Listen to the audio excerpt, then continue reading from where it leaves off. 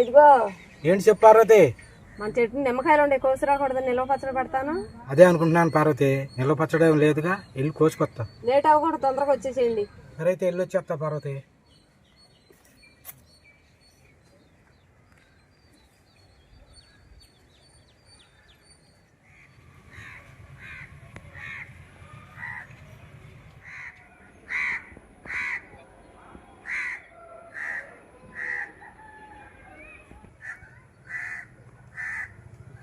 మొన్న ఫుల్గా ఉన్నాయండి కాయలు, కోసేసాము. ఇప్పుడు కొంచెం తక్కువగా ఉన్నాయి. పెద్ద కాయలు కాదండి, మీడియం సైజు. పచ్చడి మాత్రం చాలా బాగుంటాయండి.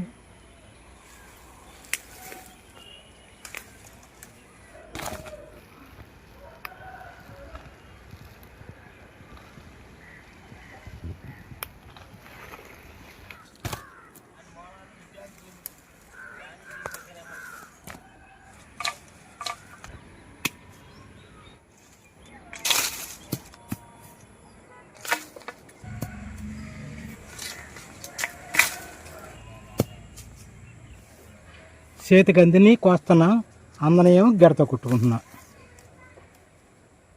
ఒకరోజు ఆగితే పండిపోతాయండి, అప్పుడు పచ్చడి పట్టుకుంటే బాగుంటాయండి.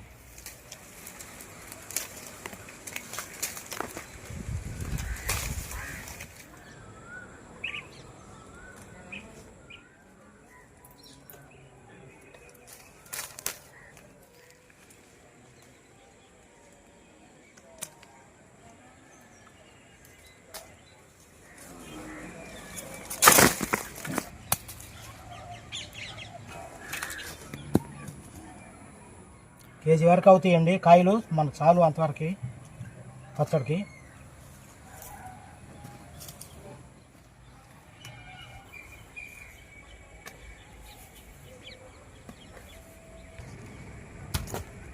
నాటుకాయలండి, పచ్చడికి మాత్రం ఎమ్మాకుంటాయండి. మా ఇంటికాడ రాళ్ళల్లో చిన్న మొక్క అండి, ఇది తీసుకొచ్చి ఇక్కడ పెట్టాను. ఇవాళ పెద్దదయ్యి ఇవాళ బూడైన కాయలు ఇస్తుందండి. మాకు వృక్ష జాతాన్ని మనం కాపాడుకుంటే అవి మనల్ని కాపాడతాయి. చూసినప్పుడు ఎంత ఆనందంగా ఉంటుందో మాటలు కానీ చెప్పలేము. వీటికి మనం ఇచ్చేది ఏంటంటే, మనం వాడుకునే నీళ్ళల్లో కాసిన నీళ్ళు పోతే అయ్యే కాయలు కాస్తాయి, మనం పోషిస్తాయి. నాకు భలే ఆనందం అండి మొక్కలు పెంచడం అంటే. ఇక వెళ్ళిపోదామండి.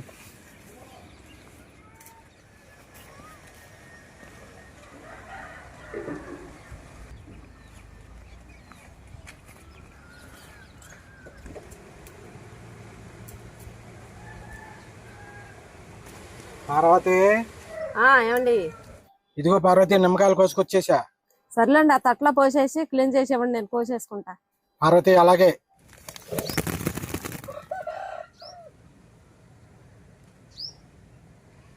మనం కోసుకొచ్చిన కాయలు 40 ఉండేయండి. అవి మొక్కలు కోసుకుని మొక్కలు ఎన్ని ఉండయో దాన్ని బట్టి అన్ని సవపాలుగా చేసుకున్నాం. నేను తుడిసిన కాయలు పక్కన పెడుతున్నాను పార్వతి, అవి నువ్వు కోసుకో. అలాగేనండి. ముందులేం కొట్టపోయినా కాయలు కడుక్కుని తడి లేకుండా తుడుచుకోవాలండి. ఆ సైజులో ముక్కలు కోసుకోవాలండి. పసుపు రంగులో ఉండ కాయలు ముక్కలు కోసుకుని పచ్చగా ఉండ కాయలు రసం పిండుకోవాలండి.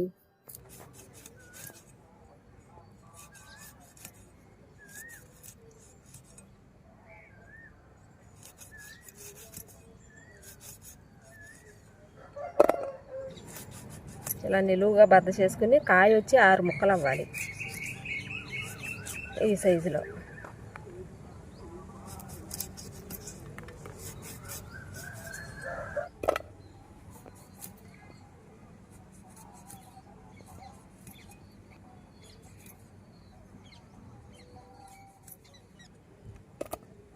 నేను మొత్తం తుడిచేసాను పార్వతి, నాతో ఏమైనా పని ఉందా?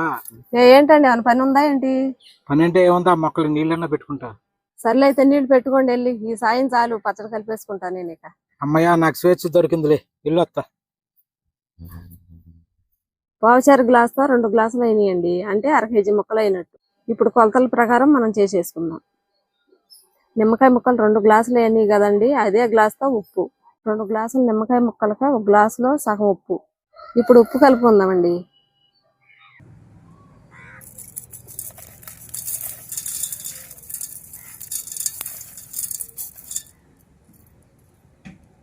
పసుపు స్పూన్ వేసుకుందామండి.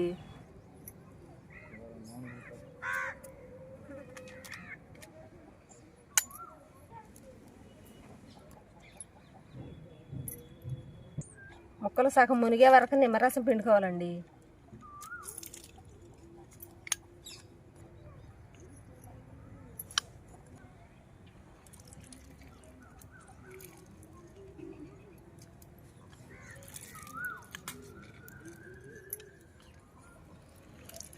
అదిగోనండి ముక్కలు అలా సగం వరకు మునగాలి. నిలవ పచ్చడి అనేటప్పుడు చాలా మంది సాల్ట్ కలుపుకుంటారండి. అసలు సాల్ట్ అనేది నిలవ పచ్చడికి వాడకూడదు. కల్లుప్పు వాడుకుంటేనే టేస్ట్ బాగుంటుందో మంచిదండి. 2-3 రోజులు ఎక్స్ట్రా ఊరబెట్టుకుంటే కల్లుప్పు మొత్తం కరిగిపోద్దండి. ఇప్పుడు మనం ఈ ముక్కలు కలుపుకుని జడేలు వేసుకున్నామండి. మామూలుగా అయితే ఒక 5 రోజులు ఊరబెట్టుకుంటారండి. కల్లుప్పు కనుక మనం ఒక 8 రోజులు ఊరబెట్టుకున్నాం.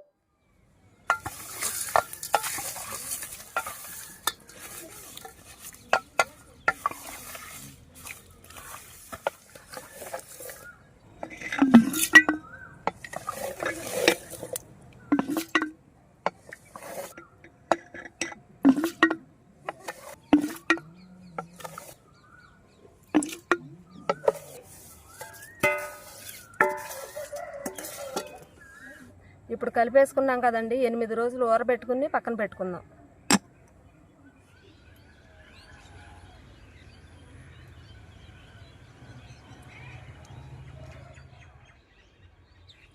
ఎనిమిది రోజులు అయిపోయిందండి. ఒకసారి ముక్కలు చూసుకుందాం.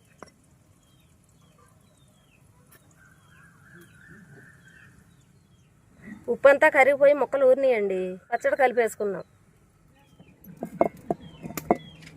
1 కప్పు నూనె పోసుకుందామండి.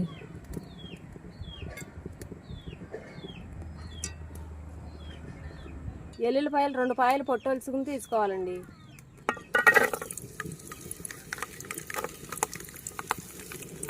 కరివేపాకు రెబ్బలు 4,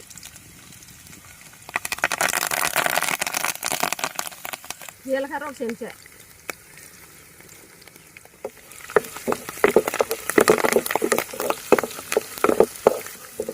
లైట్గా గోల్డ్ కలర్ వచ్చేంత వరకు వేయించుకోవాలండి. అంతవరకు చాలండి. దించేసుకుని పచ్చడి కలుపుకుందాం.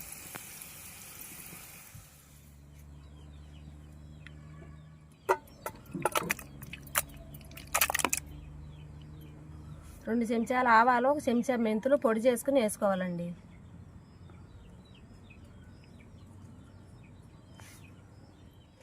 ఉప్పు ఎంత వేసుకున్నామో అదే కొలతలో కారం కూడా వేసుకోవాలండి.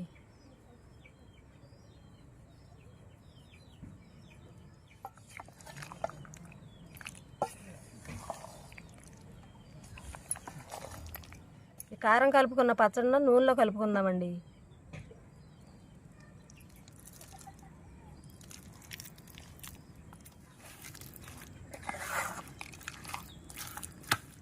పచ్చికారం వేసి కలుపుకున్నాం కదండి. ఒక్క నైట్ ఊరితే రేపొద్దునకి బాగుంటుందండి.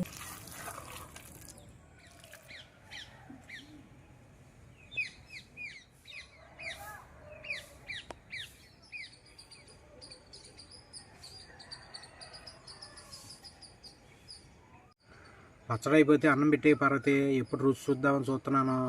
కాడి చేతులు కడుక్కోండి, పెట్టేస్తా తిందరు కానీ.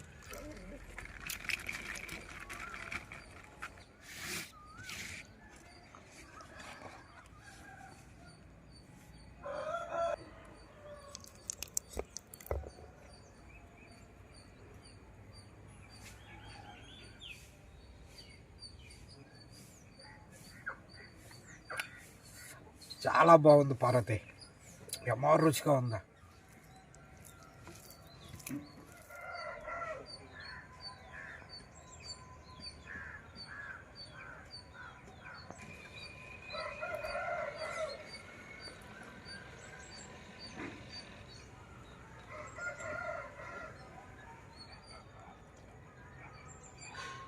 ముక్క చేదు లేదు పార్వతి, చాలా బాగుంది. ఆ మాట చాలే తినండి.